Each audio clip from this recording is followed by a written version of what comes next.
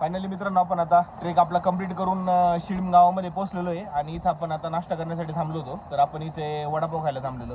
तर आम्ही रस्त्याने येताना काही मुलं बघितली, जी मुलं आहेत ना म्हणजे जवळजवळ पूर्ण रस्त्याने आम्हाला सगळी पायी पायी चालताना दिसली। तर आम्हाला वाटलं बस वगैरे फेल झाली असेल किंवा काहीतरी पावसामुळे गाडीचा प्रॉब्लेम असेल, त्याच्यामुळे ती मुलं ती पायी पायी येत असतील। पण इथं आल्यावर त्याची रिॲलिटी काय ते आम्हाला कळलं। तर इथं काय आपल्याला गावची मंडळी भेटलेली आणि ती मुलं पण आहेत, आपण त्यांच्या तोंडूनच ऐकूया ती। दररोज पायी पायी येता तुम्ही? कशामुळे म्हणजे काय प्रॉब्लेम आहे का काय? म्हणजे गाडीची सुविधाच नाहीये, साधन नाही। आता कधीपासून आहे म्हणजे ही परिस्थिती इकडे?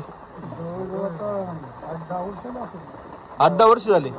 मग तुम्ही त्याच्यावरती काय ऍक्शन वगैरे नाही घेतली का?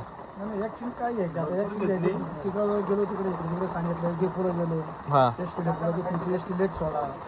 ते बोलतात आम्हाला दुसरा टायमिंग कव्हर होत नाही परत। ज्यांना जर 4:15 इथे यायची एसटी म्हटलं तर परत पुन्हा एसटी मुक्कामी यायला 7-8 वाजता। त्यामुळे ते आम्हाला टायमिंग कसं होत नाही। म्हणजे दररोज यांना 8 किलोमीटर पायपीट करत जायला लागतं।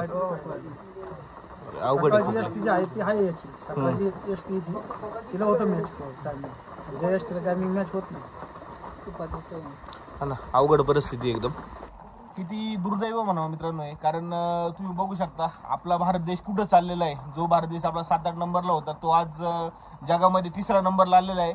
आणि तरी आपल्या ज्या गावाची परिस्थिती अशी आहे की आजही मुलांना शाळेत जाण्यासाठी 8-8 किलोमीटर पायपीट करण्यात शाळेत जायला लागतं, का तर गव्हर्नमेंटने त्यांना बसची प्रोव्हिजन दिली नाहीये।